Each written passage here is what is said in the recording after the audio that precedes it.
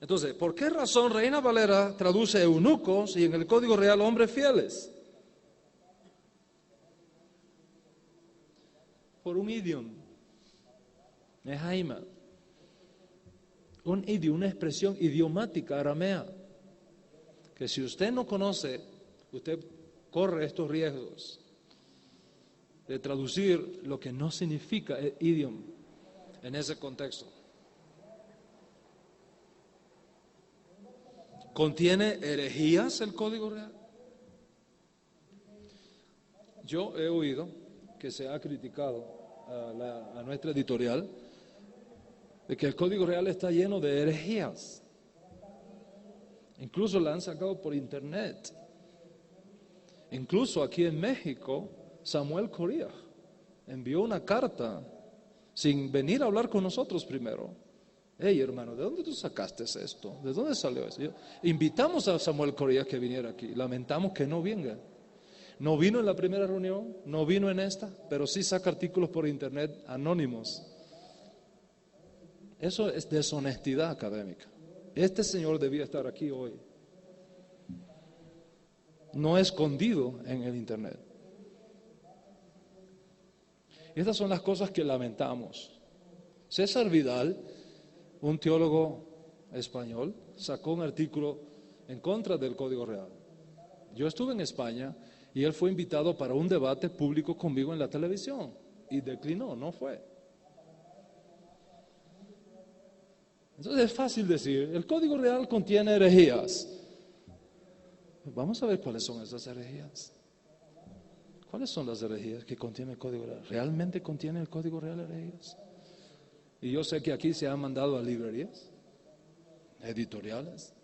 La gente se asusta, porque eso es una palabra que la Inquisición la usó muy bien. La Inquisición juega muy bien con esas palabras. Herejía. Cuidado, herejía. Vamos a ver si realmente el Código Real contiene herejías. ¿Contiene herejías el Código Real? Yo estoy aquí junto con mi hermano y socio, amigo, compañero, para decirles absolutamente no. El Código Real no contiene herejías. Todo lo contrario, está ayudando a eliminar las herejías.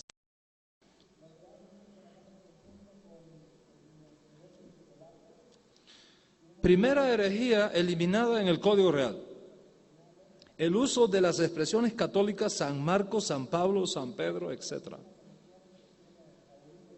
La mayoría de los cristianos no tiene idea de dónde viene eso. Y usted ve a teólogos cristianos, a pastores importantes, a obreros importantes, hombres honestos, pararse en el púlpito el domingo de la mañana y decir, vamos a abrir la carta de San Pablo a los romanos.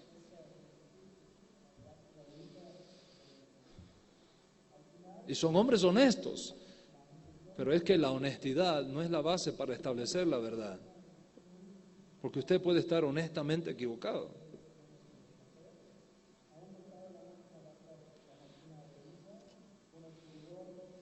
Reina Valera introdujo este concepto en la mente del pueblo evangélico y hoy día es normal escuchar estas expresiones.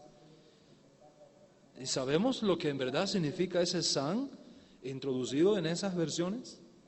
Vamos a hacer un poquito de historia. La Iglesia Católica afirma tener autoridad para elevar a un mártir al nivel de santo, no en el sentido de consagrado, de apartado para Dios, que es el sentido normal de la palabra santo, algo que ha sido separado exclusivamente para un uso divino, sino en el sentido de elevar a ese mártir a una categoría de santo superior por la cual tiene autoridad y potestad para recibir oraciones, súplicas de los creyentes en la tierra, intervenir a su favor, intermediar por ellos y responderle sus oraciones. Y es por eso que el catolicismo está lleno del culto a los santos, las velas a los santos, el día del santo,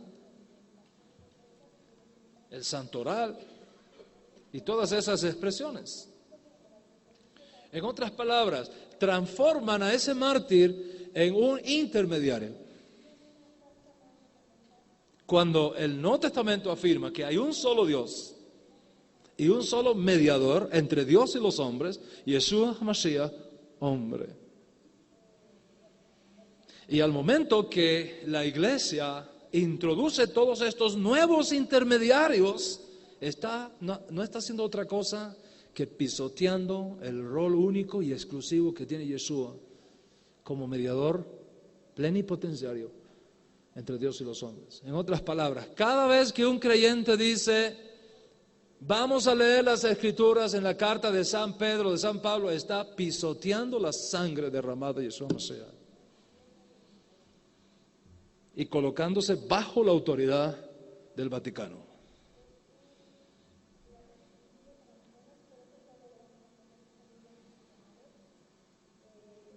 El Código Real elimina esa herejía del vocabulario de los santos. ¿Vamos a llamar a eso herejía? ¿Es eso herejía? Gracias. Yo quiero una copia de esto para mí. Este es un librito que es el resultado de una entrevista que me hicieron. Ya hace casi 2 años, va para 3. ¿Quién tiene la autoridad en las Escrituras? Y la transcribieron y mi buen amigo lo editó acá en México.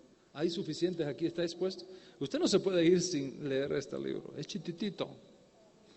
Es chititito. Es básicamente un debate en televisión entre un pastor evangélico y un cura católico. Y el tema fue ¿quién tiene la autoridad? Y simplemente ese sacerdote católico hizo pedazos al pastor evangélico, teológicamente hablando. No, el pastor evangélico no tenía argumentos. Y básicamente lo que le dijo el sacerdote católico fue, tú no haces otra cosa que actuar bajo la autoridad de la iglesia. ¿Por qué? Porque nosotros fuimos los que dijimos cuáles son los libros del Nuevo Testamento. Nosotros, la iglesia. Tú no existías cuando la iglesia católica estableció, estos son los libros del Nuevo Testamento.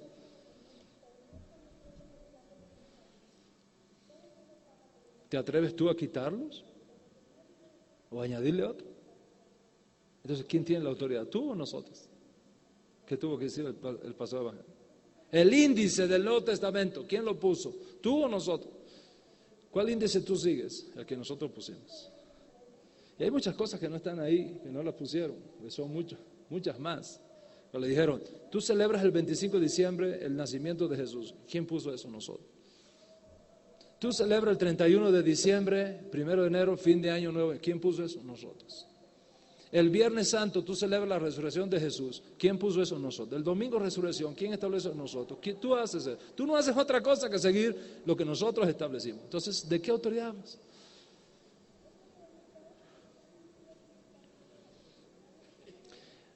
Resulta que después me invitan a mí y me sacan el mismo argumento. Y yo les dije, la autoridad la tenemos nosotros los judíos. Dice, ¿pero cómo va a ser? Digo, le voy a hacer una pregunta al sacerdote.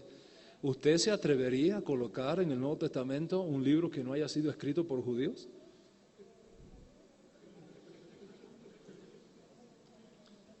La única razón por la que usted tiene esos libros ahí es porque fue escrito por judíos. Entonces, ¿quién tiene la autoridad? ¿El que puso los libros o el que lo escribió? Usted no se puede perder ese debate, está aquí. Está aquí.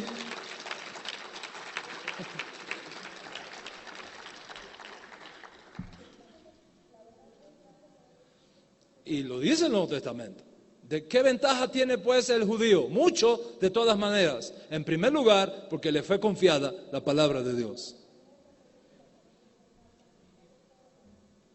Observa que la Iglesia Católica, en su expansión imperialista, cuando llegaba a otras culturas las absorbía, no importa cuál fuera, no importa los dioses que tuvieran, no importa las creencias que tuviera, la Iglesia Católica absorbía e incorporaba todo eso para que fuera la religión del mundo. Esa es la regla de la Iglesia. Y eso lo hizo la Iglesia con todas las culturas, excepto con la cultura judía. Cuando llega la cultura judía, que es la única, la cultura bíblica, que es la única que no tiene paganismo, porque es cultura revelada, esa cultura, que es la que debió absorber, es la que rechazó, precisamente. ¿Por qué? Por una simple razón: si lo hacía, perdía la autoridad. Y la Iglesia no está dispuesta a perderla. Al judío lo matamos, de hecho nos han matado siempre,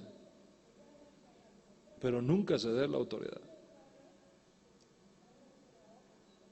El Código Real le ha quitado a la Iglesia Católica esa autoridad y se la ha devuelto a sus verdaderos dueños, no por chauvinismo, sino por el honor de Dios y por la gloria de Dios.